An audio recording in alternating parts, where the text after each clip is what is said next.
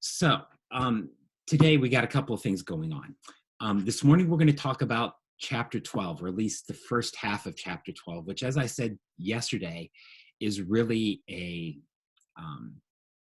really important part to what we're doing for the rest of the block, right? So really this second half of the class is really dependent upon a lot of the material that we talk about in chapter 12. So this is a really good day to bear down, even though I'm going to have to admit to you, this is not the most exciting day of class. In fact, much of what we talk about, particularly this morning, is going to be fairly tedious, but it's important, right? And it's the kind of stuff that if you can get this straight here today or get it straight soon, then you'll be much better set up for doing well in the rest of the class. So that's what we're going to focus on this morning. This afternoon, we're going to take quiz number 3, which is on economic growth, chapter 9, and economic inequality, which is what we talked about yesterday. And so this afternoon, we might finish up a couple things that we didn't finish up this morning, and then we'll have some time to review for the quiz and then take the quiz, right? So we won't do a lot of new work in the afternoon, primarily just review for the quiz and take the quiz. Okay, so everybody kind of clear where we're going here this morning? Okay, so let's jump right into it and talk about chapter 12, the aggregate demand, aggregate supply model.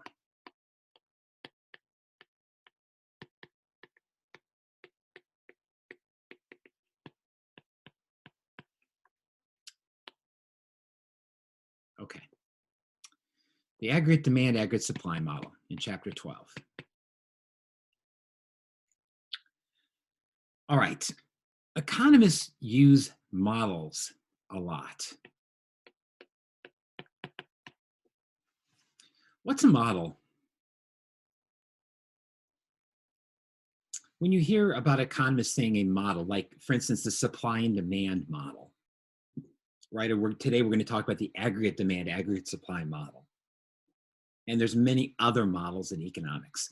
What do you think economists mean by a model? Help me out with this. What do you think they mean by saying a model? What are some aspects of a model?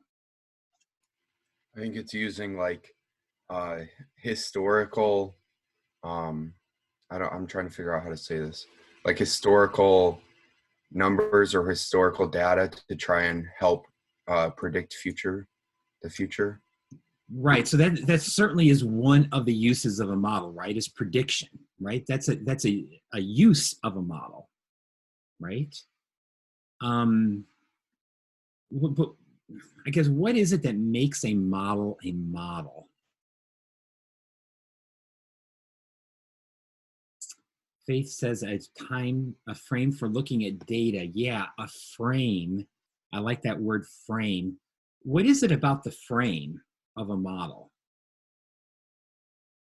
I think there's really something very important about a model that actually makes the model different than reality.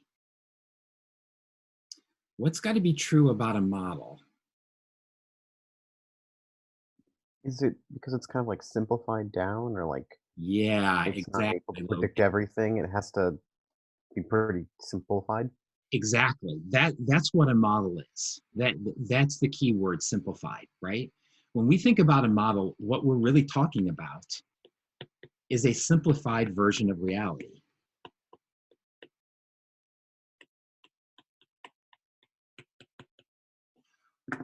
Why do we need models in economics? Because the real world is way too complex, right?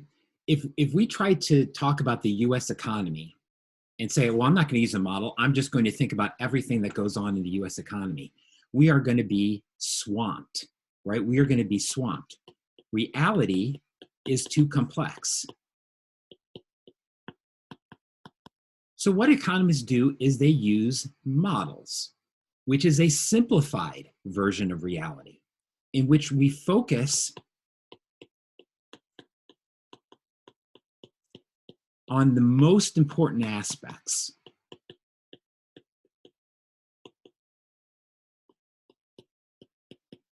What we feel is the most important aspects.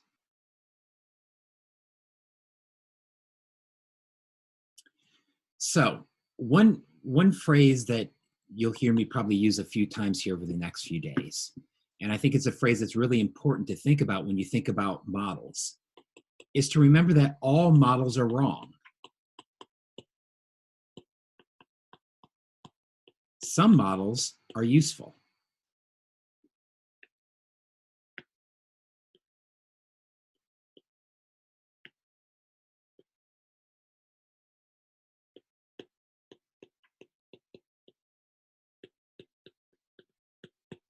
Right? All models are wrong in the sense that every model is not going to capture everything that happens in an economy, particularly when we think about macroeconomics, which is so complex. So what we look for in economics is we actually don't look for models that are perfectly right, because really to capture everything that's happening, the model is going to be way too complex.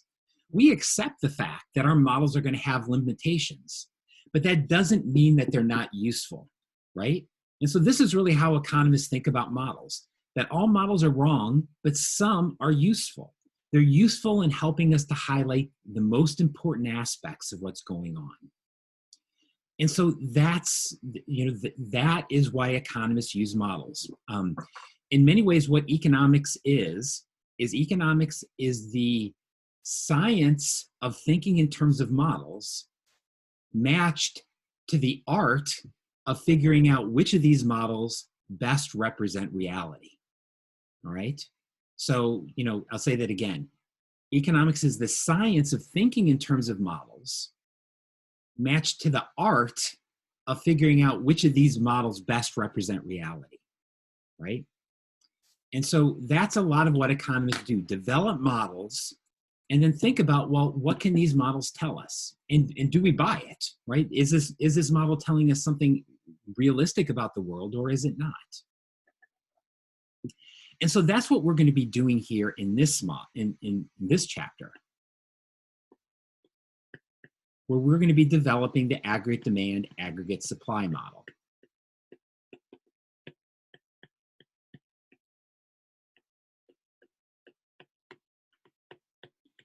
It's a model of short-run macroeconomic behavior. What we are trying to do in this model is we are trying to model short-run macroeconomic behavior. So Zach asked in the chat, so if models are all wrong, we must understand the constraints of each one. Absolutely, right? Absolutely. That's part of being an economist, right? Is to understand the model and what the model can tell you and what the model can't tell you, right? That's part of this. So for instance, in this model, we're not going to talk about long-run growth much, because that's not really what this model is about. This model is not about the long run, right? What is the long run? The long run in economics or macroeconomics usually refers to average behavior over long periods of time.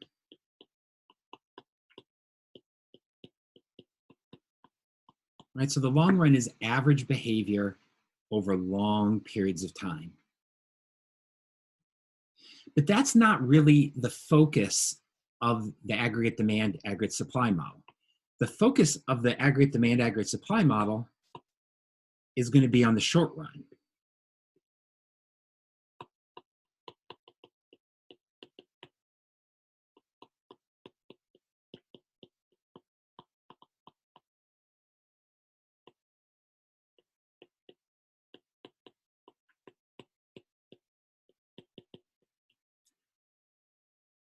Or deviations from average long-run behavior.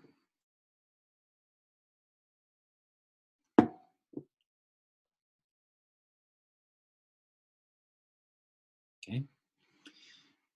So this is really important. Right off the bat, here's one of the most important things that we're going to be talking about today. Making sure that we understand the difference between the long run and the short run. The long run is average behavior over long periods of time. For instance, earlier this week, we talked about economic growth. right? Where we talked about growth over long periods of time, or we talked about trend, right? How the economy trends over time. Those are questions related to the long run. Or we talked about things like the natural rate of unemployment, right? Remember what the natural rate of unemployment is. It's the long run average rate of unemployment. Those are all kind of long run concepts. But that's not the primary focus of the aggregate demand model. Now, from this class kind of forward, we're going to be focusing more on short run behavior, meaning deviations from long run trend. We're going to be talking about things like recessions and business cycles.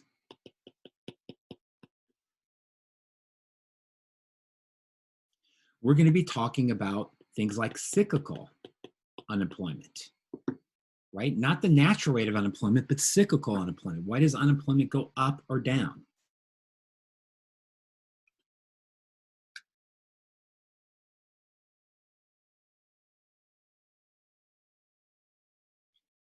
So in our model, I'm just going to kind of give you a little overview of it, and then we're going to go back and develop the details. But what we're going to do is we're going to develop a model that looks like this. Oops, here. First,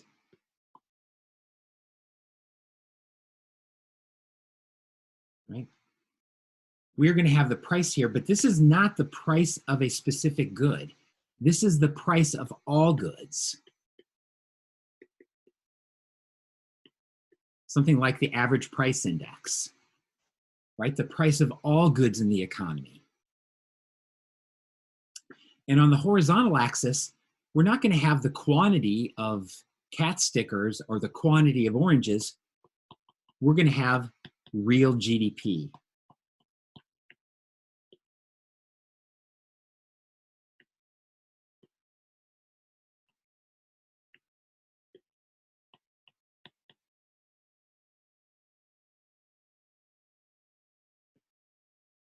Here, we're going to have not a demand curve, but an aggregate demand curve.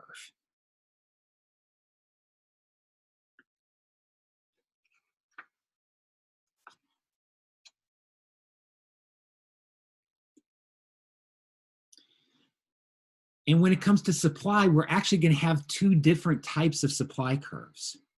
We're going to have what's called the short run aggregate supply curve that holds more in the short run, but we're also going to have what we call a long run aggregate supply curve.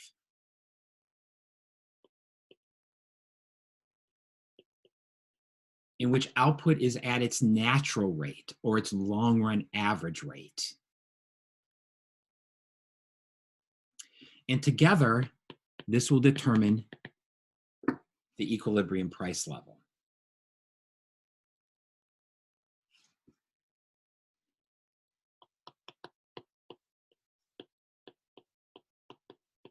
And in our model, we will show how output can be greater or less than the natural rate. In other words, that we can be below our full employment, or we could be above full employment. And this is what we call a recession. So we're going to use this model to explain how output could be above or below this natural rate.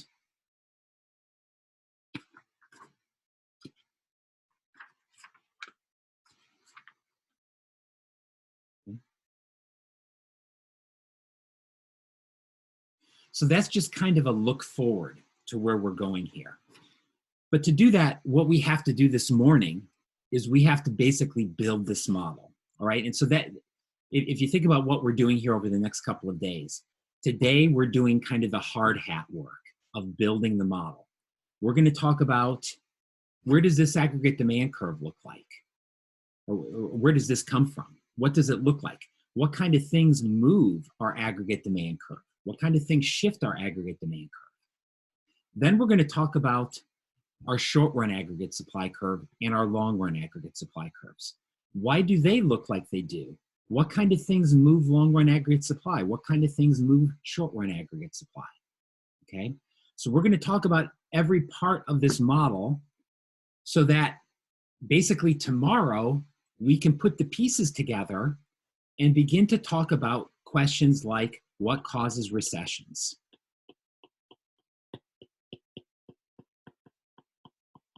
And how can government policy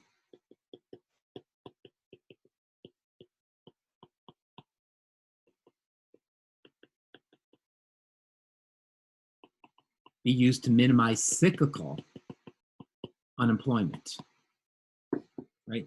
These are going to be the questions that we turn to tomorrow once we develop kind of the logistics of our model,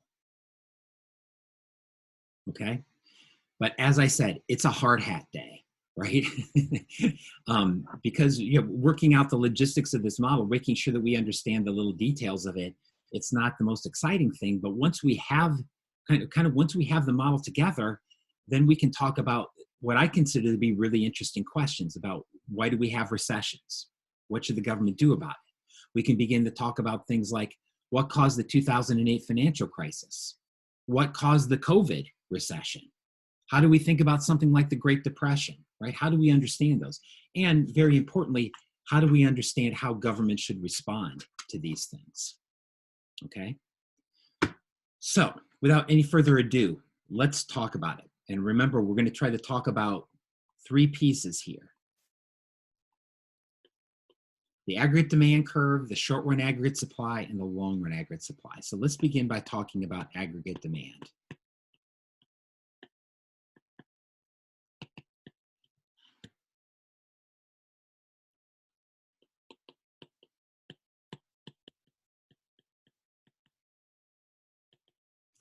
The aggregate demand just captures total expenditure.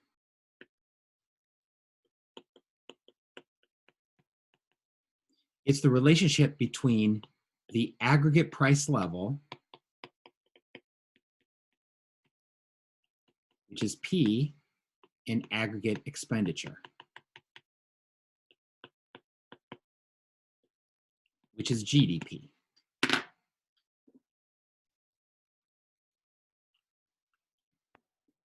It's the relationship between the aggregate price level and total expenditure. And this slopes down.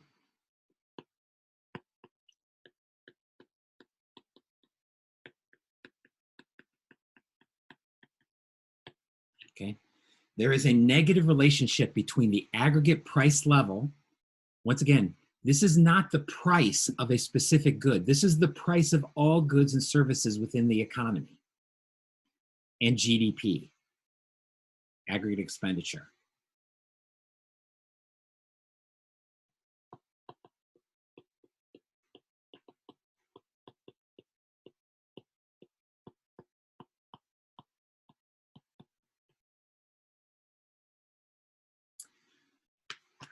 Okay, so I'm going to tell you right now a question that I will either ask you on your quiz number 4 or on exam number 2. Okay, I'm outright telling you I'm going to ask you this question. Why does aggregate demand slope downwards? And I'm outright telling you that a couple of you will miss this question, even though I told you it's coming. And how you will miss it is you will say, well, aggregate expenditure is downward sloping because when the price of some goods go up, we spend more. We spend less. In other words, you use something like the substitution effect argument.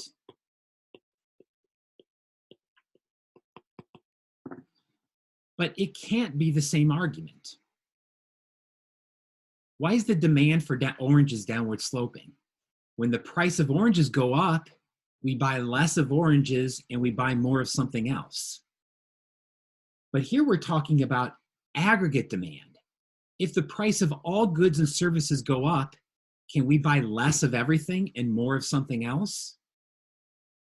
There is nothing else, right? There is nothing else. You can't use the same logic, right? The same logic that holds for individual demand does not hold for aggregate demand, right?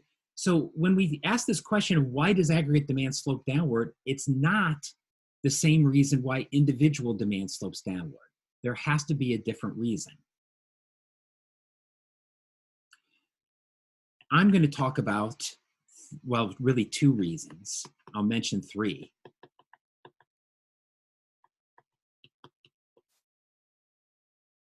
But I want to talk about a couple of reasons why aggregate demand slopes downward.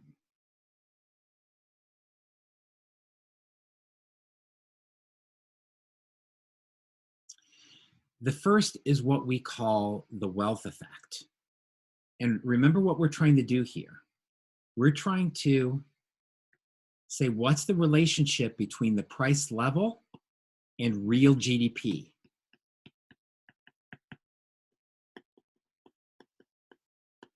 Right? What's the relationship on the expenditure side between the price level and real GDP? So let's think about an example where the price level goes up.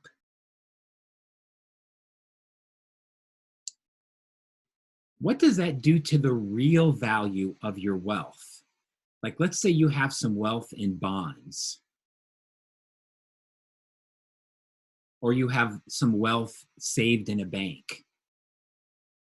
What's going to happen to the real value of that wealth if the price level goes up unexpectedly? It would decrease. It's going to decrease, right?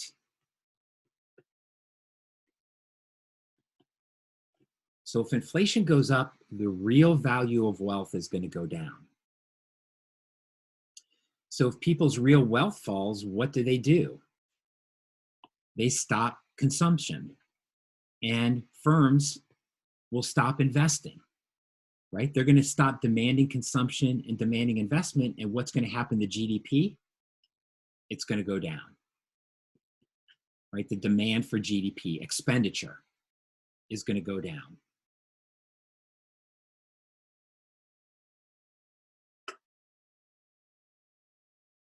So what's the relationship here between the price level and GDP? Negative. Just like we have up here, right? A negative relationship between the price level and GDP. That's one of the reasons why aggregate demand is downward sloping. Notice though that this is a lot different than the intuition behind an individual demand curve, right? It's a lot different. This is why we didn't talk about this on day one, right? What does C&I stand for again? Consumption and investment, right? It's the same C&I from our expenditure equation, right? Because we're talking about expenditure here.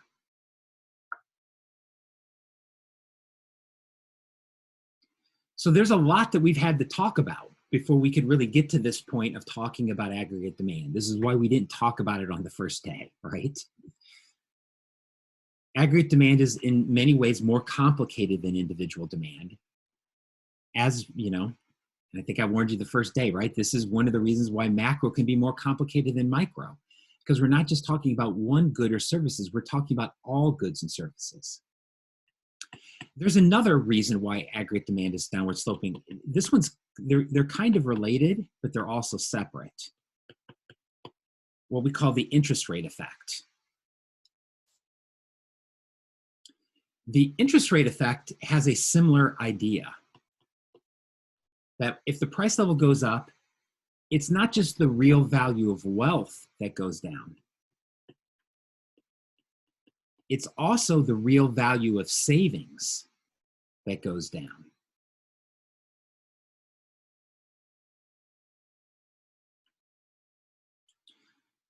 So think about our loanable funds market.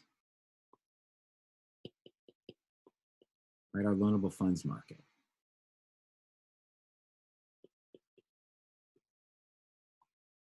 where we have savings and investment. Who can help me out here? If the real value of savings goes down, what's going to shift?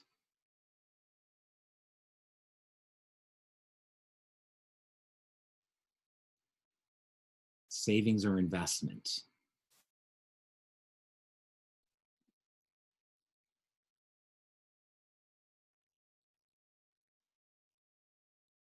What do you think, Jonah? If real value of savings goes down, which of these curves shift, savings or investment? Savings. Savings, right? And a decrease in savings is a move which way? To the left or to the right? To the left. The left. Yes, good job. And notice then what happens. This will increase interest rates. Interest rates go up as a result of this. Well, what happens when interest rates go up? Investment will go down, consumption will go down, right? People, it's going to be more expensive to borrow. So it's more expensive to invest. Might be more expensive to buy a new car. And the demand for GDP will go down. So notice once again, a negative relationship between price level and real GDP.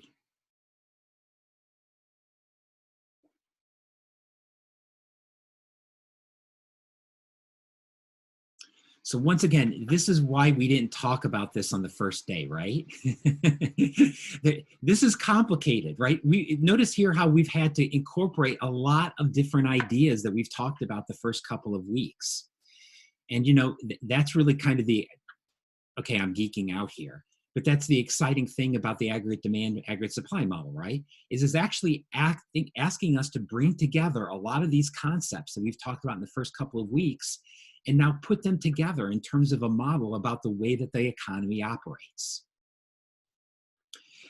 Your book has a third factor, and I just want to introduce this to you, but I'm not really going to talk about it because we haven't really talked about exchange rates much.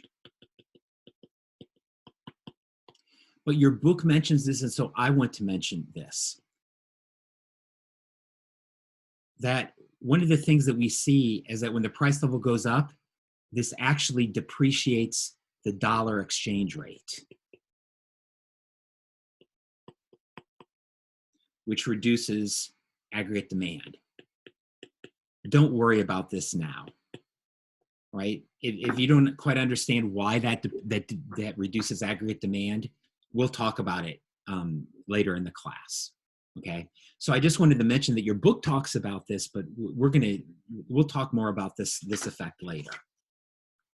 We haven't really talked much about exchange rates and how exchange rates are impacted by trade balances, all that kind of stuff. So we'll get to it though. We'll definitely get to it.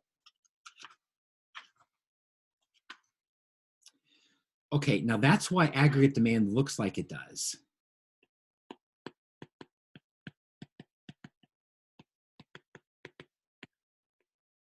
Now we got to talk about what shifts aggregate demand.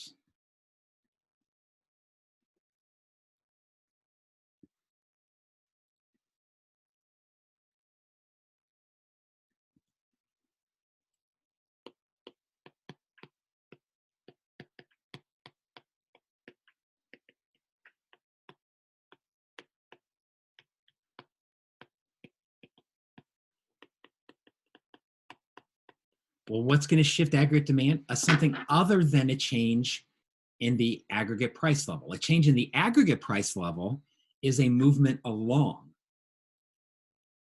But if there's a change in something else that can impact the aggregate, I'm sorry, if there's something that changes expenditure other than the aggregate price level, that's the kind of thing that could shift aggregate demand.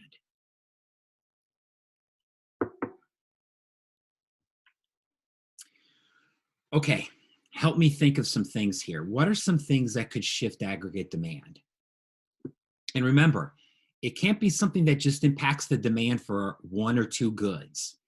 it's got to be something that can impact the demand for a huge range of goods. Help me out.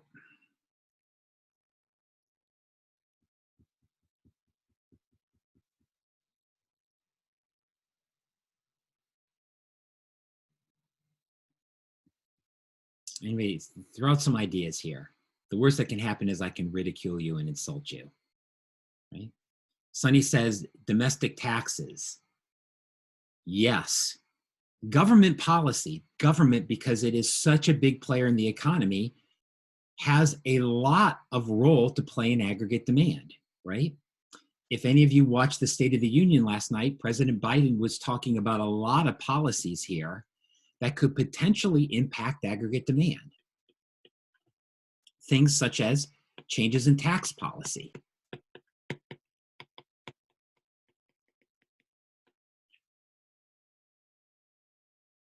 In general, what happens when taxes go up? It reduces consumption. It could reduce investment depending upon what kind of tax it is. But typically we think,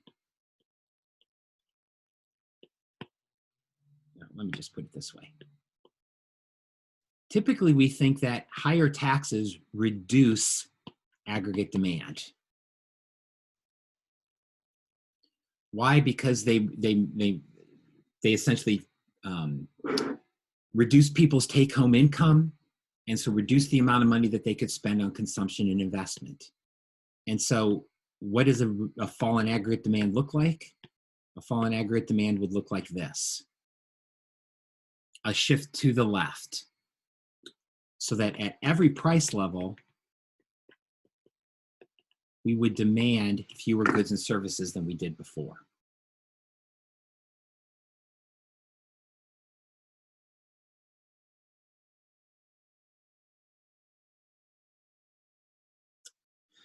What else was President Biden talking about last night?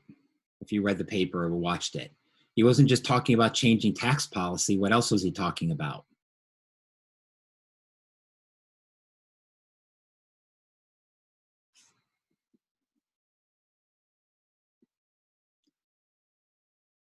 How's he going to pay for? He's talking about raising taxes on the rich to do what?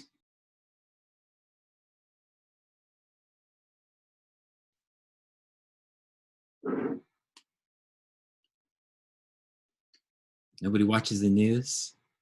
Evan, help me out. What's the flip side of government? Why do governments collect taxes? To do what? To put money into like military and police force and stuff like that. Yeah, right? To spend.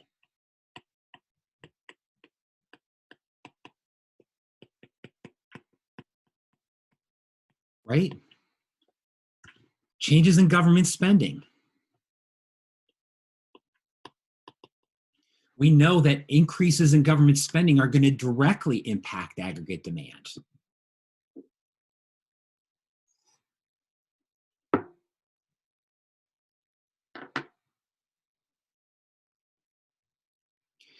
And so without getting into the details today, we might do that a little bit more as we go along in the class. But President Biden last night was talking about a massive redistribution of aggregate demand within the economy. A big increase in taxes, so reducing aggregate demand that way, but then a big increase in government spending and increasing aggregate demand in that way. So a big change from essentially moving toward producing more consumption toward producing more government purchases, right? Government spending. Yeah, wasn't it like 43%? I thought I saw for the top, if you made like over 1.3 million, which would put you in the top 0.01% or something like that. I think that's right, Zach. I think that's what I heard. Which, you know, we will talk about this a little bit later. It's actually not even close to how it as high as it's been in U.S. history, right? I mean, 43%, it sounds like a big number. I mean, maybe it is a big number, but it it is much lower than it's been in past history, but it is higher than it is right now, which, what is it right now? I think the highest tax bracket is only 34%, I believe. So, yeah, so I mean, it's a pretty big redistribution of aggregate demand that Biden was talking about last night. There's another way that government influences aggregate demand.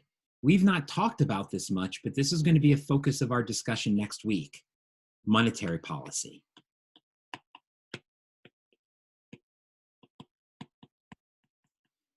Next week, we're going to talk about the Fed, the Federal Reserve. And one of the things we're going to talk about is how the Fed can, for instance, change the money supply to lower interest rates, which could then increase aggregate demand.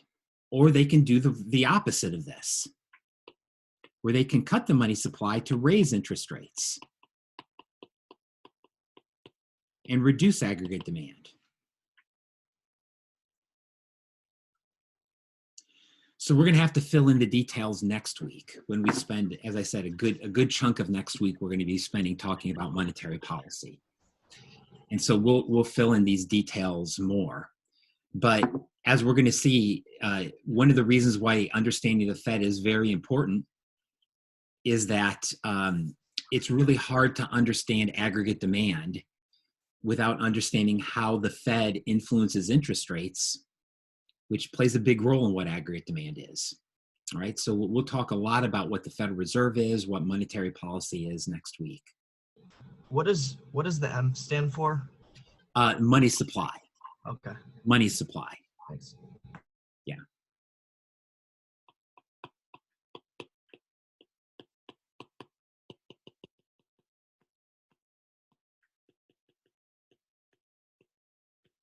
Changes in exports and imports can change aggregate demand. When exports go up, that tends to increase aggregate demand. When imports go up, that tends to decrease aggregate demand. Remember, aggregate demand, part of this is what we import and export from abroad. So that definitely plays a role in what aggregate demand is.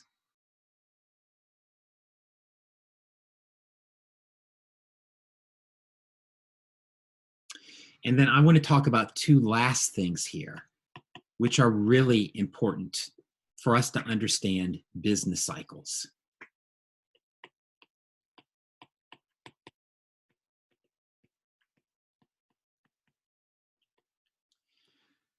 One would be changes in aggregate wealth, something that impacts the wealth of many Americans.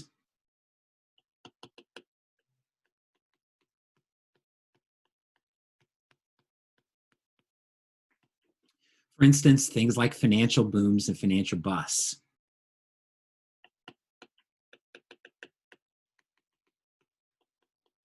If you think about the 2008 financial crisis, stock prices went down by about 40%. Housing prices went down by about 35%. Together, this significantly reduced wealth of many, many Americans.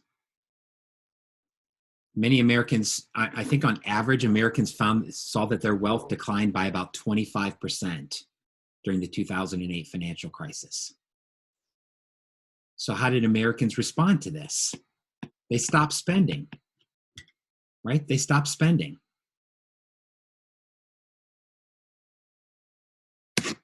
And I think we saw the same thing at the beginning of COVID, right? We saw the same thing at the beginning of COVID when fear, whatever, we saw people get worried about their aggregate wealth, get worried about their jobs. In fact, something doesn't even have to change in the economy. If people think something's going to change, that's enough.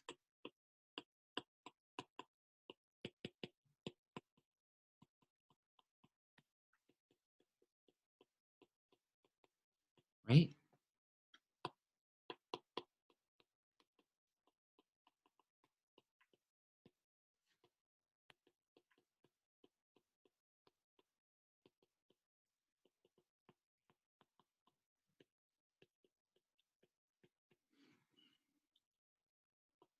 In economics,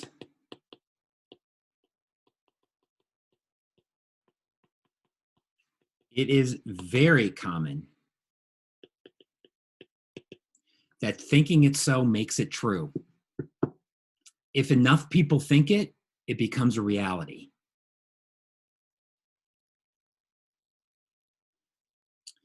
And so in a couple of minutes, we're going to talk about a guy by the name of John Maynard Keynes and his idea of Keynesian economics.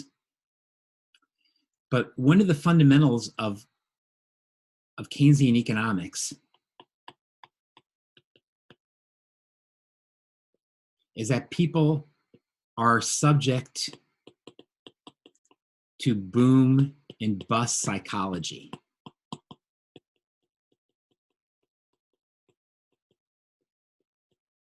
Right? People are subject to boom and bust psychology. They tend to get overly optimistic about things and then get overly pessimistic.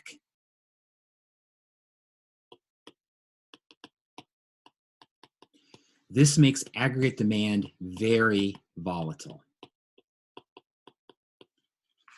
Right? It makes aggregate demand very volatile.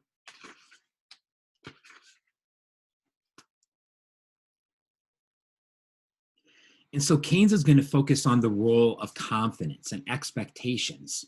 And in fact, we'll use this term that Keynes used, animal spirits. Right? Keynes said that people act as if they're subject to animal spirits, right? Which is what he's really kind of saying here is that people sometimes act like instinctually, right? Fight or flight. They act like animals sometimes, right? And that there's often not a lot of rational thought, that many times behavior is irrational. Right? If you look at behavior, it looks very irrational. And for those of you who pay attention to the financial markets right now, this is one of the discussions that's going on right now. If you've been following the US stock market, it is booming right now, right? And many people are saying, to what extent is this stock market boom, to what extent can it be justified by real factors? And to what extent is this just psychology, that we're having a boom that really can't be justified by real factors, right? That people are essentially too optimistic, right? And the worry about that is if it's just psychology that's driving the boom, then it can be a simple change in psychology that could lead to a big bust.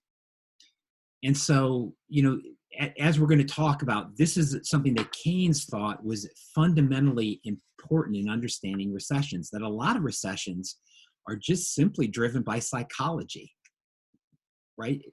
When people think it's so, it makes it true in economics. And so if people think things are going to get worse, what do? Stop spending money, and lo and behold, things get worse, right? If people think things are going to get better, what do? They start spending money, and lo and behold, things get better, right? Thinking it so makes it true. So those are really, once again, this is not a completely inclusive list, but these are some of the big things that shift aggregate demand. Importantly, we want to kind of break these into two categories. These first three things are really government policy. Government policy is a big factor in aggregate demand. And then the last three things you could really think about as shocks, right? Kind of unexpected or random things that can happen that impact aggregate demand, such as changes in wealth, changes in exports or imports, or changes in confidence, right? Those are some of the big things that we'll talk about that drive aggregate demand going up and aggregate demand going down. Okay.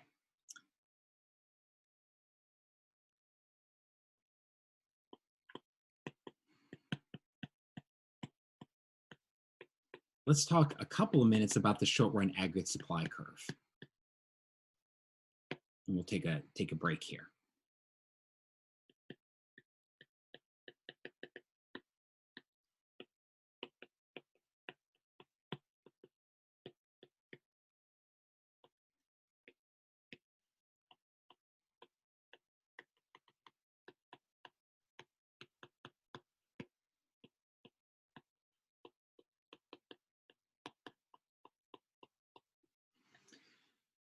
What's the relationship between the aggregate price level P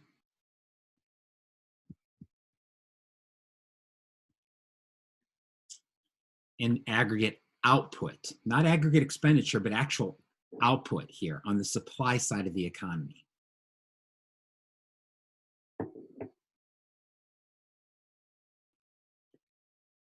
I'm going to make the argument the short-run aggregate supply curve is upward sloping.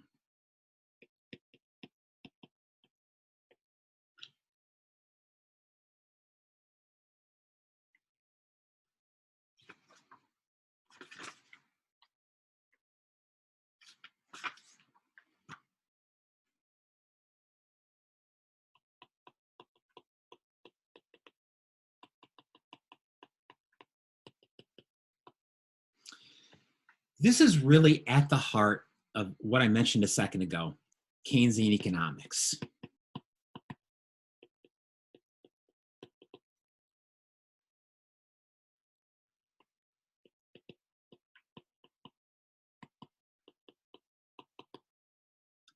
Right, Keynesian economics. Keynesian economics is an important, or I'm sorry, this short-run aggregate supply curve is an important part of Keynesian economics.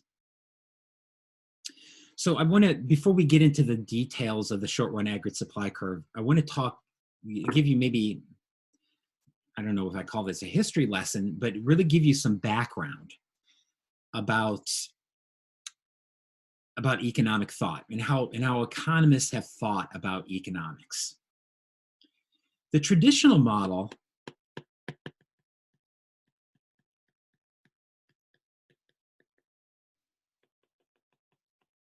of economics is often referred to as the classical view of economics, or sometimes we could think about this as the conservative view of economics, right? Conservative because, you know, more political conservatives, and here I'm talking about kind of old school conservatives, tend to be more proponents of the classical view of economics. The classical view of economics really started with Adam Smith, and it's based on perfect competition. The idea that markets basically work well.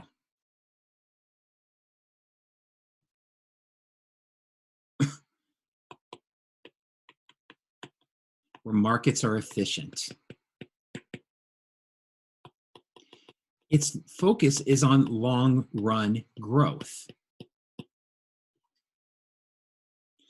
So typically, classical economists are much more worried about long-run growth than they are about recessions or things like that, right? They're focused on the long run. How do we grow faster?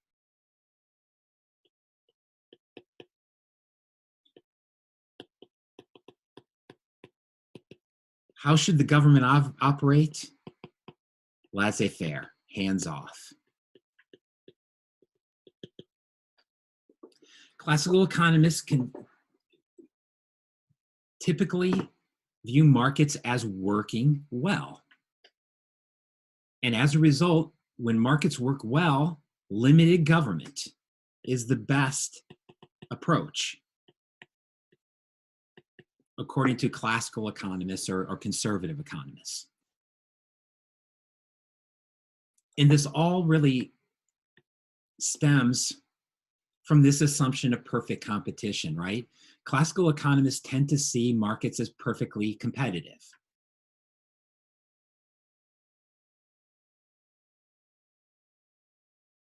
Bryn, can you see what you needed to see here? Okay. So classical economists tend to view markets as working very well, and so there's really not much need for government intervention. The classical view was really dominant in the economics until the 1930s. And then what happened? The Great Depression.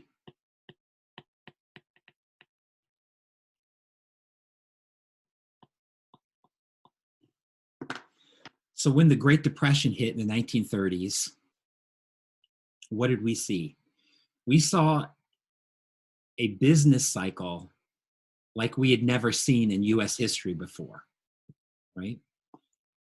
output fell by 50%, right? We were producing half as many goods as we were before the Great Depression hit. Unemployment went up to 25%, right? A quarter of all people were unemployed.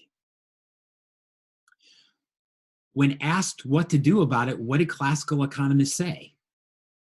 What's the classical response, right? We have this big recession. What do you think classical economists said? Don't do anything, just let it work itself out. Exactly. Let the markets work. Let the markets work, right?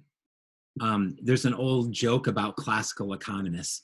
How many classical economists does it take to change a light bulb? 0. When the market conditions are right, the light bulb will change itself, right? It's not a funny joke. But you get the idea, right? That's kind of the approach of classical economics, is that governments don't do anything, right? Let markets work. The more that you let markets work, the better off it will be. Of course, this was, as we moved into the 4th and 5th year of the Great Depression, when income had fallen by 50%, when unemployment was 25%, this idea that somehow markets just needed a little bit more time to work, I think was a very frustrating one to many economists. And so into this jumped one of the more, I would say, impressive figures of the 20th century, right? Which is John Maynard Keynes. Here, let me show you a picture of Keynes. Kind of looks like a guy whose name John Maynard Keynes should look like. All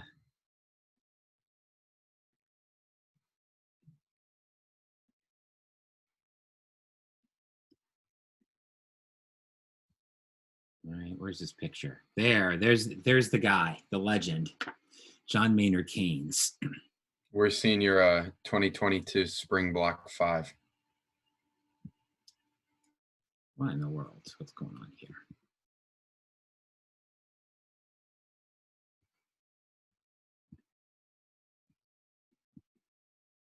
Let me try this again.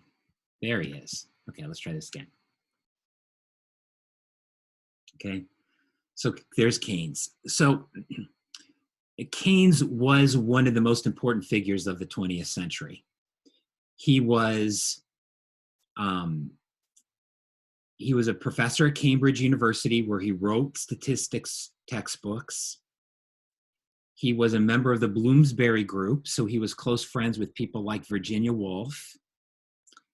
He was an artist and actually collected one of the biggest art collections at the time. He was married to the world's most famous Russian ballerina. He had many affairs with many other artists, men and women.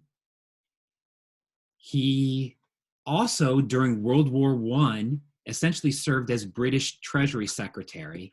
And Winston Churchill said that he was the civilian most responsible for Britain winning World War I. During World War II, he essentially served that same job as Treasury Secretary, and was well renowned for his brilliance in managing the British economy during World War II. And then in his spare time, he also did a little bit of economics, right? And so Keynes wrote a book called The General Theory. And among academics, The General Theory is recognized as being one of the most important academic books of the 20th century.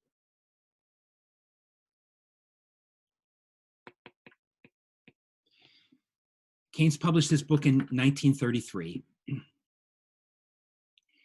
And what it was is really a response to thinking, is a response to classical economics, right? By calling it the general theory, what he's saying is that classical economics is a special case. What we need is a general theory about how the world works. Keynes instead focused on market imperfections.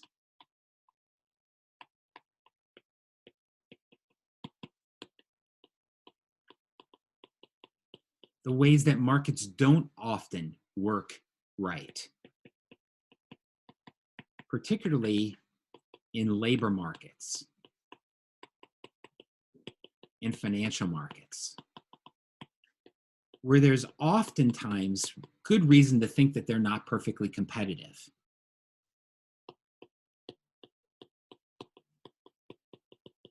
Because of these imperfections, wages and prices cannot perfectly adjust.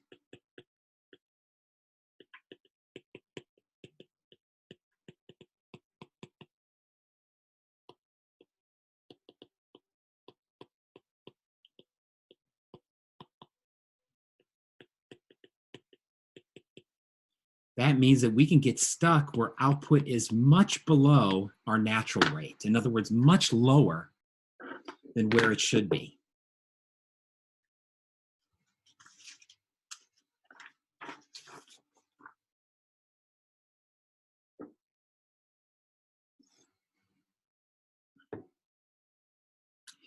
Okay, so what I want to do now is let's take a break. Okay, this is probably a good time to take a break. And then I want to come back and talk about some of the basic insights of Keynesian economics and how that is reflected by our short-run aggregate supply curve. And then I'll talk about the long-run aggregate supply curve, which is more the classical aggregate supply curve. And at that point, we're going to be getting closer to getting our whole model together. Okay, so that will be good. So let's take a 5-minute break here. We'll be back at 5:05 or a little bit after, and we'll talk some more about Keynesian economics. And so we left off before break talking about this short-run aggregate supply curve, okay? And it's upward sloping, meaning that there's a positive relationship between the price level and GDP. Why? Why is this? Well, once again, there's a couple of reasons why this is the case. The most important one, and this is the one that Keynes focused on, was because Keynes believed that wages were sticky.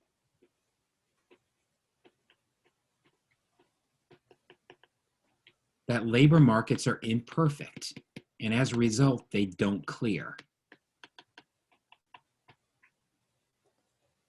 Because there's a lot of imperfections in labor markets that prevent wages from adjusting and prevent markets from clearing. Let's think about some of the reasons why this is. And as I talk about these, I think many of you will say, yeah, that's true. I never thought about it that way, but it's true. One of the things that Keynes talked about was that many people operate under labor contracts that fix their wage for a period of time, right? So just talk about my job at Cornell College. I'm essentially, every year, I get a contract from Cornell College that says, this is what your wage is gonna be, okay? Now, what happened, for instance, last year in the middle of the COVID, Cornell really could not cut my wage. They could not adjust my wage until this contract was up and the next one started, right? And so many people are like this. They only have an opportunity to adjust their wage once a year or once every other year, or maybe once multiple years from now, right? So in the meantime, wages are, as I say up here, sticky, right? They're inflexible. Another reason, this is probably not as important nowadays because minimum wage is so low, but minimum wage laws, right? They prevent wages from falling below a minimum.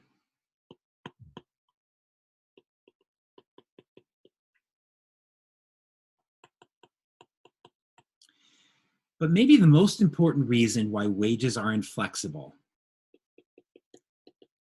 is this idea called efficiency wages, what economists call efficiency wages. And let's talk about this one, because this is one of those ideas that doesn't sound right at first until you think about it more and you begin to see that it makes a lot of sense. You guys are going to wear those sunglasses the entire class, aren't you?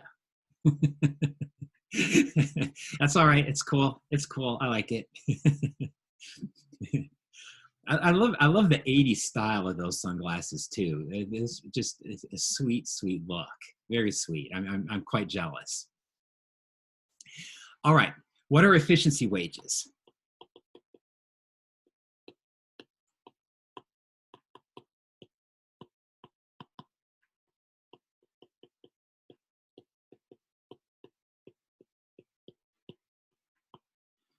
It's the idea that firms want to pay workers high wages and do not want to cut wages.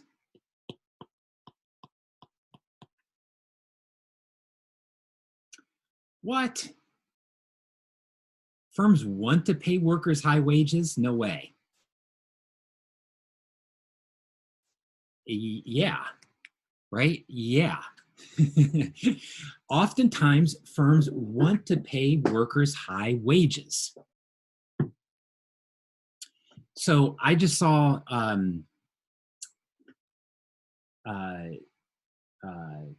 what's his first name? The CEO of Apple, Cook. For some reason, I'm forgetting his first name now. But I saw him a couple of weeks ago talking about the strategic challenges for Apple. And he said for Apple, the most important strategic challenge we have is attracting a high quality workforce. What's he telling you? He wants to pay high wages, right? He is willing to pay high wages if he can get the right people working at Apple. And that is how many firms operate. Firms do not want to pay workers the least amount they can get away with, because what happens if you pay workers the bare minimum? You're going to get the bare minimum of effort. And that's the whole point of efficiency wages, is that higher wages increase productivity.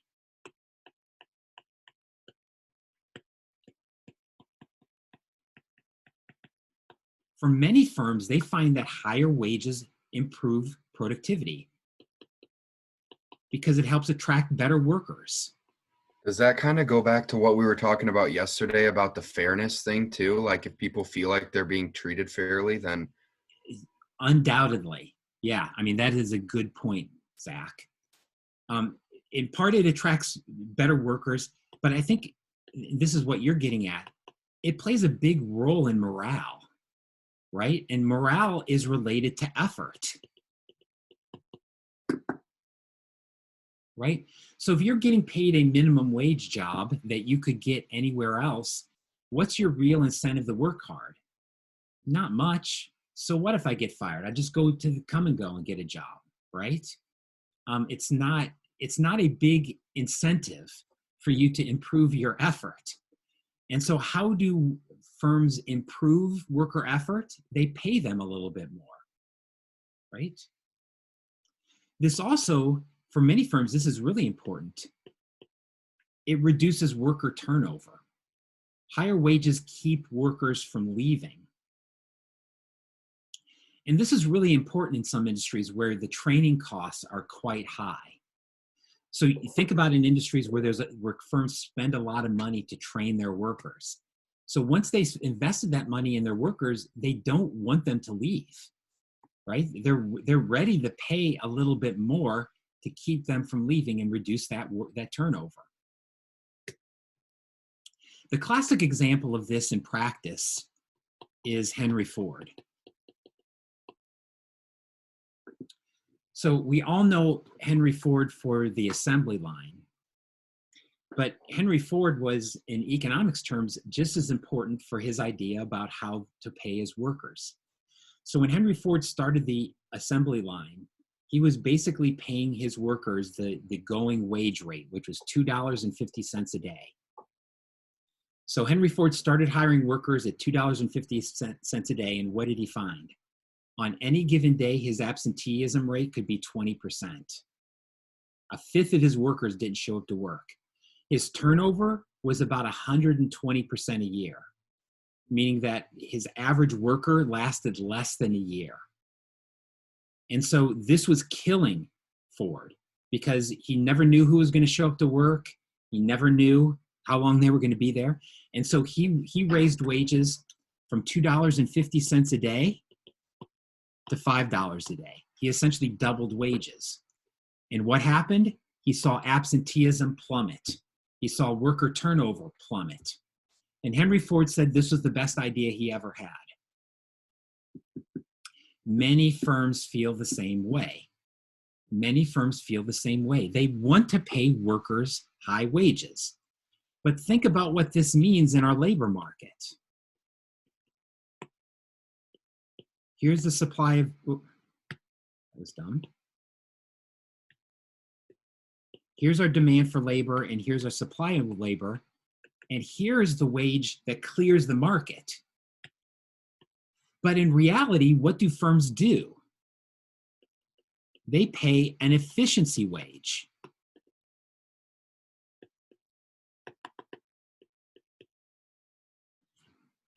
But this efficiency wage creates unemployment.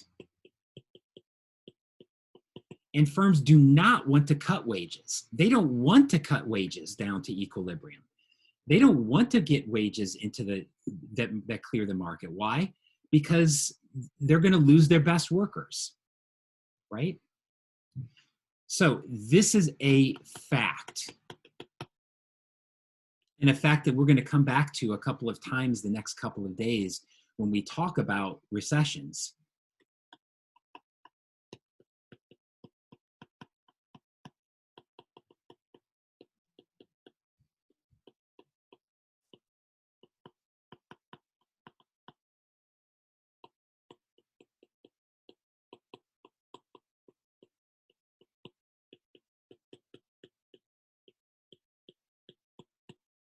As a general rule, during recessions, firms prefer to lay off workers instead of cutting wages.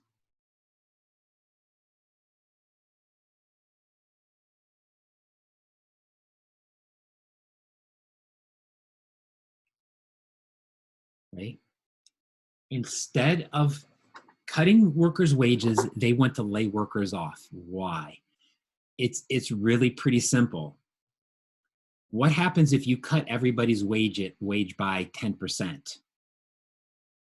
Everybody's pissed off, and your best workers are going to leave. But what happens if you lay off 10% of your labor force? Well, who's really mad? The people who got laid off, but they're not working there anymore, right? So in terms of morale, it's actually better to lay workers off than it is to cut everybody's wages. That's efficiency wages, and that's typically how firms work. They prefer to lay off, and they are very reluctant to cut wages. So look at this figure. Let me find this here. Sorry, give me a minute. I thought I had this pulled up.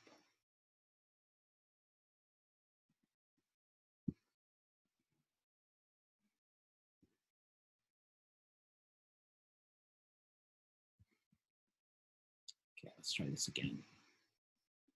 So I want to show you some wages, or some data here about wage changes. Okay, this is from your book. So look at the left-hand side here. This is looking at the percent of the labor force that got a wage change in 1984. 1984 was a period of strong economic growth. And notice here that a lot of workers were getting wage increases. A lot of workers got wage increases. So during good times, firms were happy to pay workers more and to get more productivity. But then look what in 2012, during a very slow economy, look how nobody got a wage increase, but also nobody got a wage cut either, right? If wages go up during good times, why don't they go down during bad times? Because of this fact. Because firms are really worried that if they cut workers' wages, their best workers are going to leave, and the workers that stay are going to be all pissed off. Their morale is going to be hurt. And so when you put this into practice, what does it mean? It explains why our short-run aggregate supply curve is upward sloping.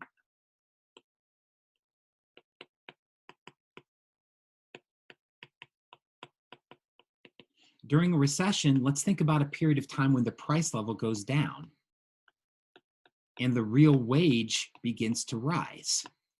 What do firms do? Instead of cutting wages, they lay off workers.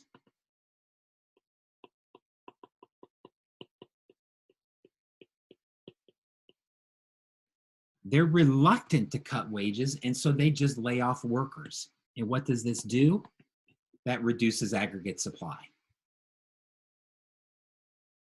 And so notice here, there's a positive relationship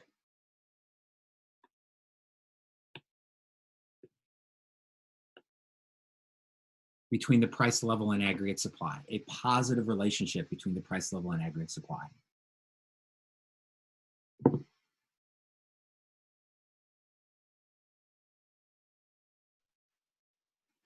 Sticky wages. The fact that labor markets are not nearly as efficient as some classical economists assume they are. That labor markets are not perfectly competitive, right?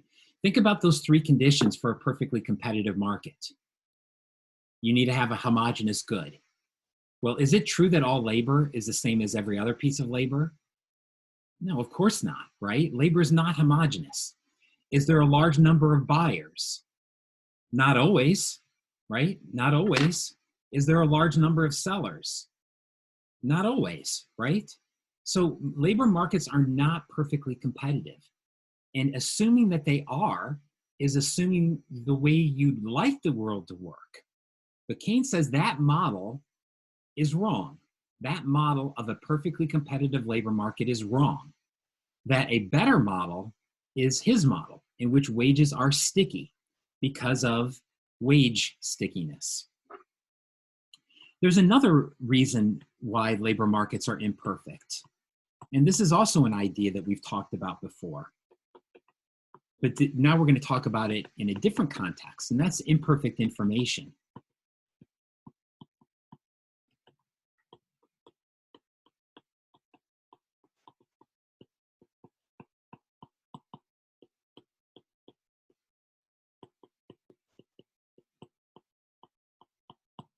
That people often cannot observe price changes or unexpected inflation. And so as a result, they get fooled. They get fooled.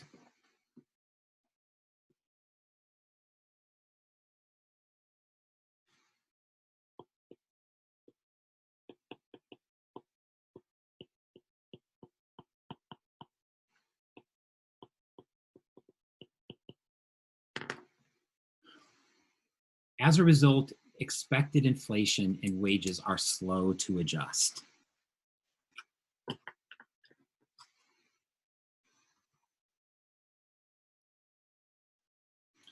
So let's think about an example here where, once again, the price level goes down.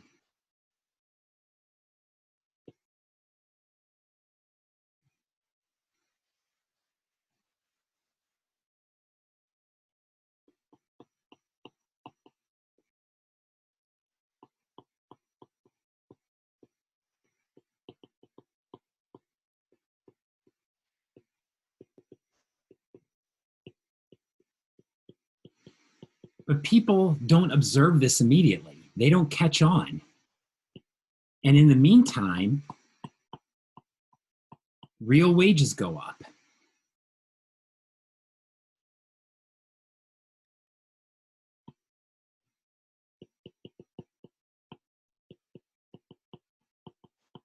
And as a result, firms lay off workers and they reduce aggregate supply again.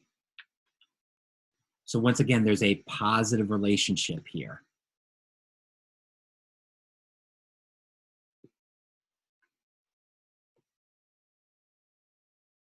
Positive relationship. When the price level goes down, aggregate supply goes down. And when the price level goes up, aggregate supply goes up, right? That's our short run aggregate supply curve, a positive relationship between the two.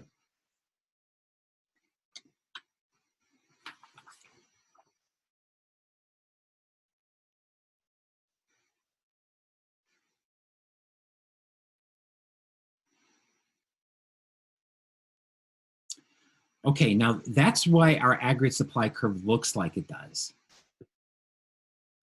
What things shift short run aggregate supply?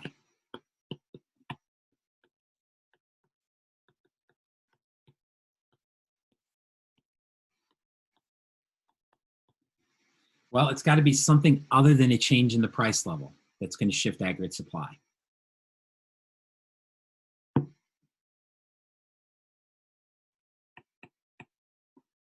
What are some of those things? Well, first off, a lot of what we've talked about on Monday shifts this. Anything that changes productivity.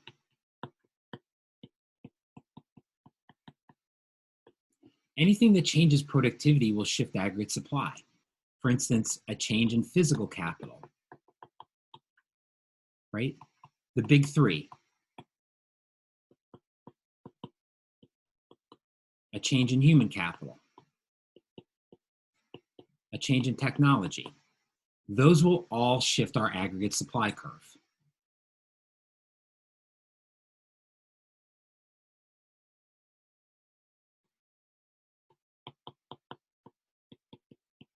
So for instance, how would our aggregate supply curve change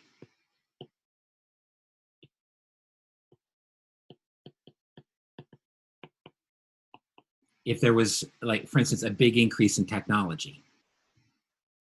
Productivity would go up. When productivity goes up, what has to happen to aggregate supply? Goes up. It goes up, right? And which way is a shift, which way is an increase in aggregate supply? To the right. To the right. Yeah.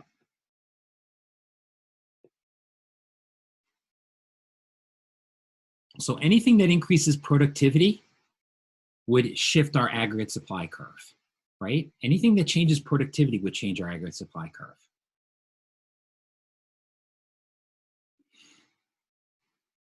Something else that could change our short-run aggregate supply curve is changes in the prices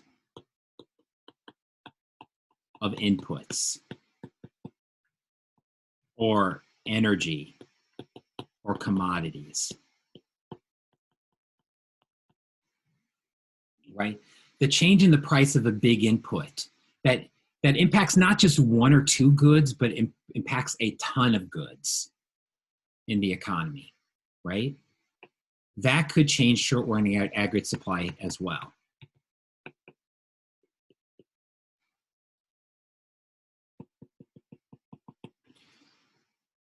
Brennan, help me out with this one. Let's think about an example where, let's say, the price of oil and other forms of energy go down. How's that likely to impact our short-run aggregate supply curve?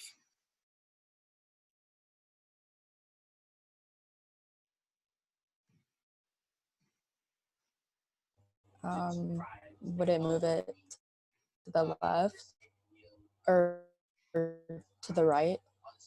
Right, yeah. So first off, does it increase aggregate supply or decrease aggregate supply? That would it increase it? Increase, right? It increases aggregate supply.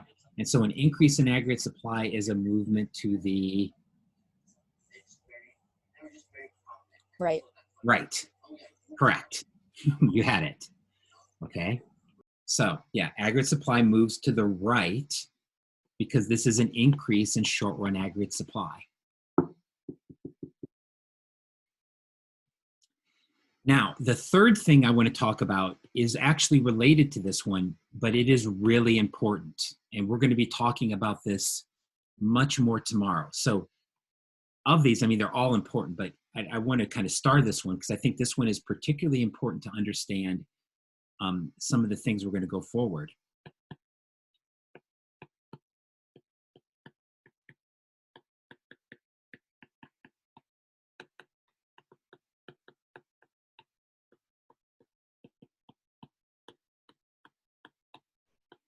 changes in expected inflation and nominal wages.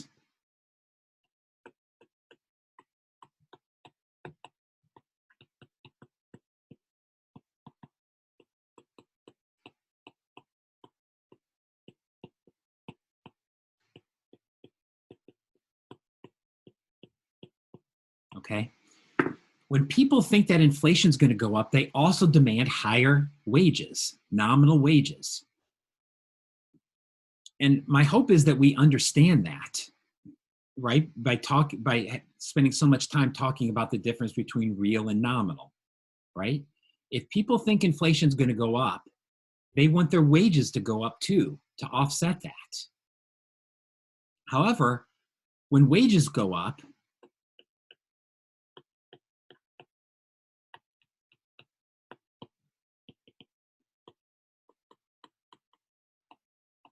this also increases the cost of production.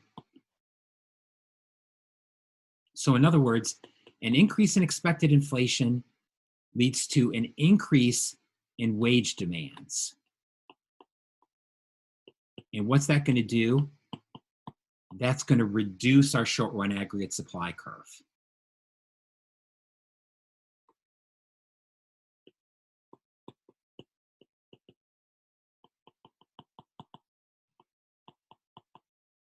So when the expected price level goes up, that actually means wages have to go up.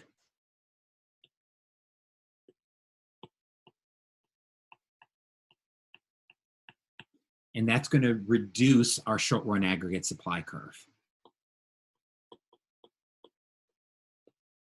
Right, that's going to reduce our short-run aggregate supply curve.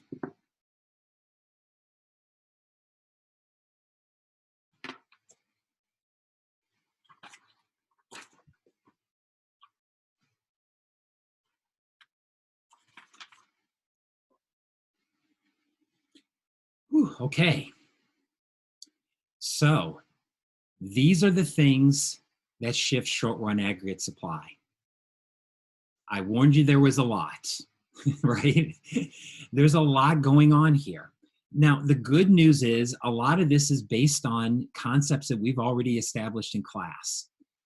But, you know, it takes some time to get this all kind of put together. So I really encourage you to understand, spend some time tonight, tomorrow, this weekend, certainly, going back and understanding why aggregate demand looks like it does, why short-run aggregate supply looks like it does, but also, very importantly, what kind of things shift aggregate demand? What kind of things shift short-run aggregate supply? Understanding these things and understanding the intuition is crucial to understanding how the market works, how the model works. And once you understand the logistics of the model, everything we talk about from here on out is going to be a lot easier. Okay, we've reached the last part of this model. We've talked about aggregate demand. We've talked about aggregate supply, short-run aggregate supply. Now let's talk about long-run aggregate supply.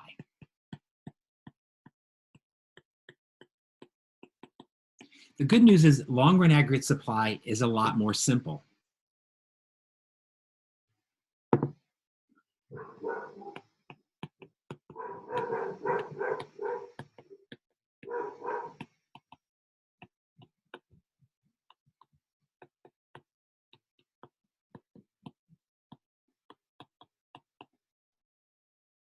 What's the relationship between the price level and output in the long run?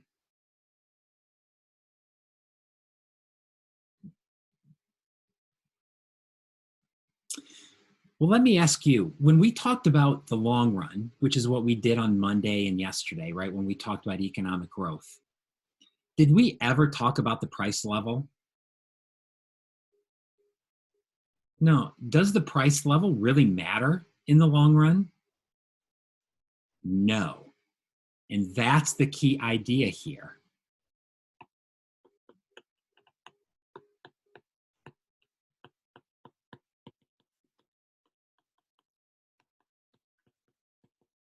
The price level doesn't matter in the long run.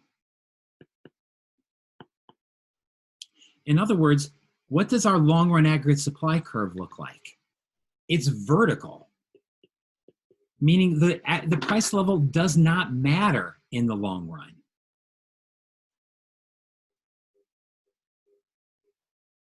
What does matter in the long run?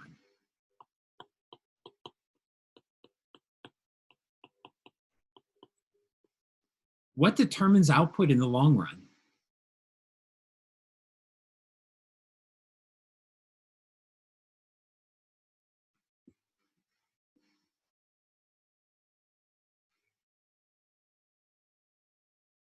Issa says the natural rate, right? The natural rate of output is the rate of long run output, but what determines that natural rate? Right? What determines that natural rate of output?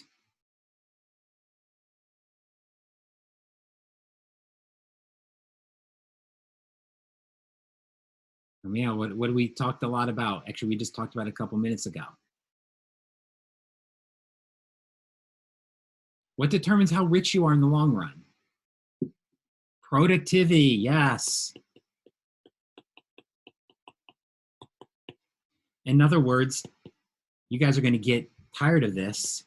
Physical capital, human capital, technology. And what determines these things?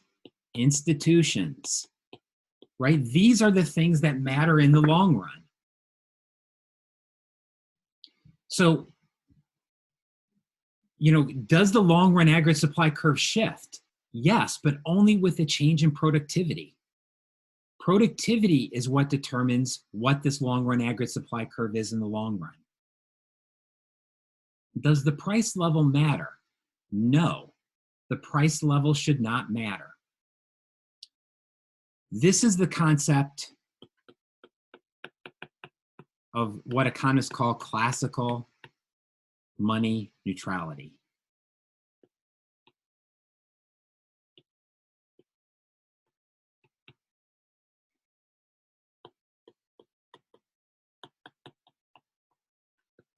Okay, classical money neutrality.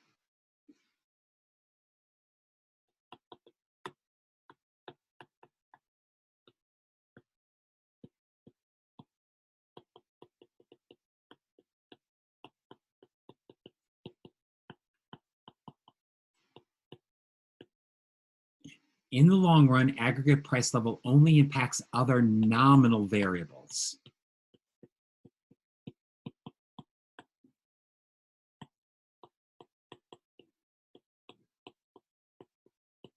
But not real variables like real GDP or unemployment.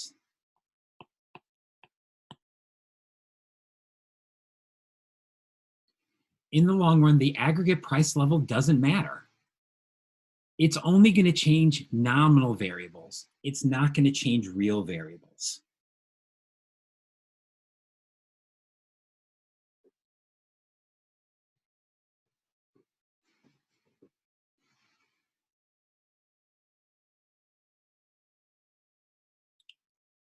So the aggregate price level is really just a way to measure something, but it doesn't have a real impact on our economy.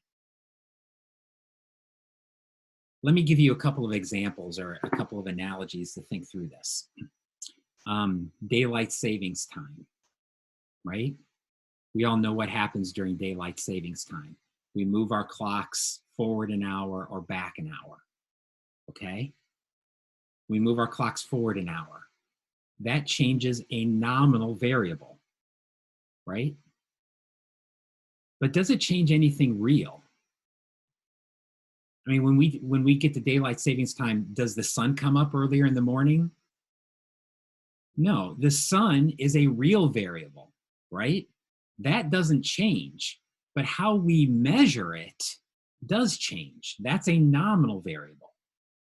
So daylight savings only impacts nominal variables. It does not impact real variables. It's really the same when it comes to inflation, that in the long run, inflation's only going to impact our nominal variables. It won't impact our real variables. Let me give you a second analogy here that might help us think about this. So let's say that the Federal Reserve undertakes an unusual experiment here. Everybody has to take their green dollar bills to a Federal Reserve bank. And in return, the Federal Reserve is going to give you 2 red dollar bills. Okay? So you take your green dollar bills in, you get back 2 red dollar bills. What should happen to the price level?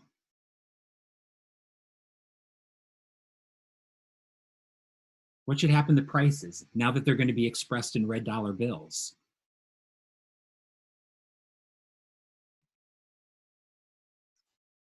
Well, I mean, prices should change, right? Prices should double. If everybody has now twice as many red dollar bills as they did before, right? If you trade in your 1 green dollar bill for 2 red ones, everyone's going to have twice as much money. Prices should double. The amount of money you have doubles. But should that really change how much you work or how much you spend or your incentives to engage in accumulating human capital or human capital or physical capital or technology, right? So Sonny said it will remain the same if the value of green and red dollar bills remains the same. Well, yeah, the ratio of red to green dollar bills is going to be 2-to-1, right? And so what's going to happen to the price level? The new price level is going to be twice as high as the old one. But that's not going to change any real variables. It's not going to change our ability to accumulate human capital, physical capital, and technology. And so in terms of our long-run aggregate supply curve, right, the natural rate is determined by real things like productivity. But the price level is just the price level.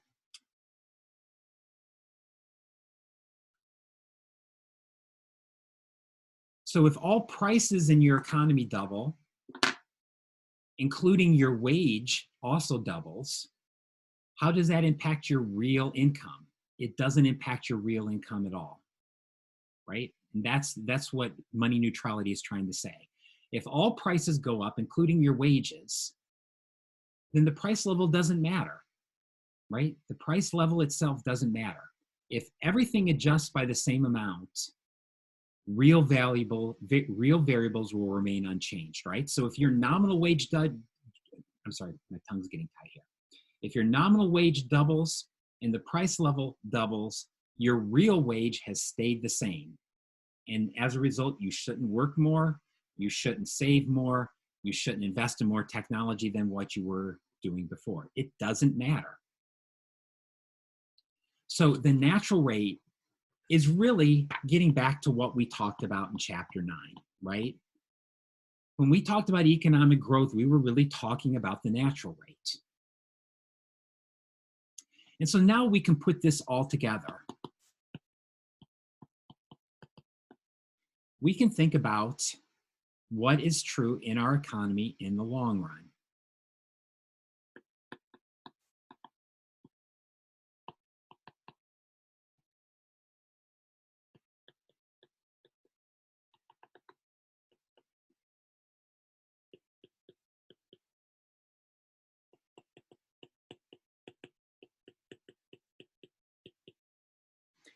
In the long run, output should be at the natural rate of output.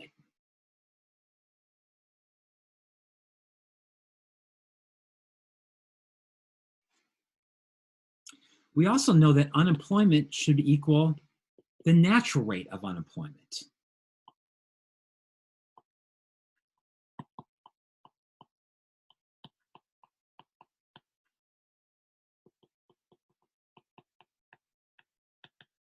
In the long run, we should be at the natural rate of unemployment, meaning we should have full employment.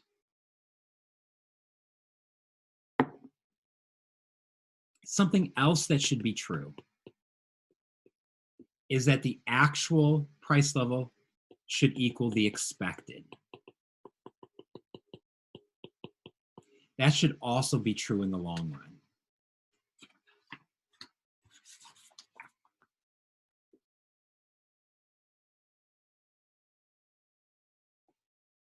So the actual price level should equal the expected price level.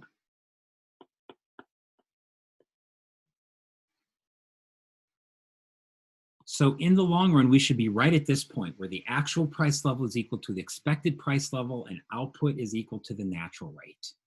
That's where we should be in the long run.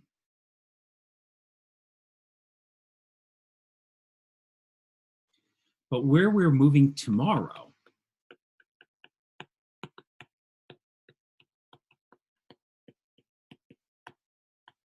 is we want to ask about, what about the short run?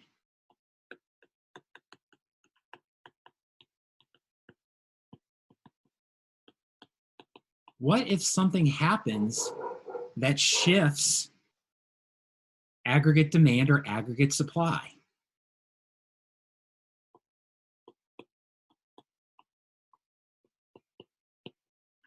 Then we can find ourselves in a situation where output is above or below the natural rate, and unemployment is above or below its natural rate.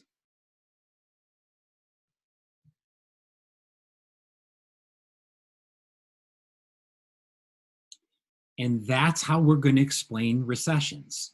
We're going to explain recessions as things that shift aggregate demand and aggregate supply and move us away from our natural rate of output. What are those things that shift aggregate demand and aggregate supply? The things we talked about this morning, right? So we're going to put them in some context of real world examples tomorrow. So to put this, to kind of think about this in another way,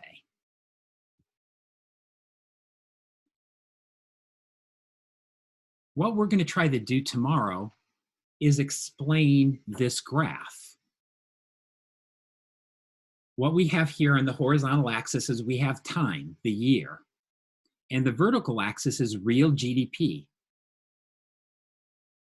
What is the yellow line? The yellow line is our natural rate of output, or sometimes I think your book often refers to this as potential output, right? Natural rate of output or potential output. You can talk about it both ways. The yellow line is our potential output or our natural rate. But notice, are we always at the natural rate? No, sometimes there's big deviations from the natural rate. Particularly, look here in 2008 and 2009, where we had a big deviation in actual output from the natural rate. Or look on this graph about what happened in 2020. Look at that dramatic drop in actual output, well below the natural rate. That's what we call a recession. And now we have a model that can help us explain how output can fall below the natural rate and we can experience recessions and depressions. Okay? So that's really where we're going to pick up tomorrow, right? Is tomorrow we want to talk about, well, how does this work? We want to talk about how exactly recessions and depressions work. And importantly, we're going to talk about a number of case studies. We're going to talk about the Great Depression. We're going to talk about the 2008 financial crisis. We'll talk a little bit about what happened last year during the COVID crisis. And we'll talk about the 1970s in the US, the oil price shocks of the 1970s. We're going to talk about at least 4 different recessions in US history and try to understand how this model can help us understand these recessions, okay? So here's the good news. We've really done most of the heavy lifting, right? We covered a lot this morning, and much of it is pretty technical. The good news is tomorrow, we're really going to be taking this material and applying it to real world situations. So we've done a lot of the heavy lifting, and really a lot of tomorrow is getting practice using this, okay? So please do tonight after your quiz. I know many of you will be focused on quiz number 3 here, which we're going to take this afternoon, but please tonight spend extra time reviewing this, right? Because the sooner that you can kind of understand these questions, this material, how the aggregate demand, aggregate supply model works, the sooner you can ask questions about things that you're not clear about, you know, the more ready that you'll be prepared for all the material that we talk about, not just tomorrow, but into next week, because we're going to be using this aggregate demand, aggregate supply model as really kind of our workhorse model to analyze a lot of different issues. And so it's really important to get this straight as soon as you can, okay? Okay, so this afternoon, I don't have a ton planned for this afternoon. I basically want to open it up for questions. Anything you want to review, I'm happy to do that. And then when you're ready to take the quiz, we will take quiz number 3, right? Yeah, quiz number 3. Okay, so that's what we'll do this afternoon. So any questions about any of that before I let you go? Is it going to be a form? Yeah, we're gonna go back to Google Form and do it again, okay? Okay, all right, thank you all. We'll see you in an hour and a half at 12:30.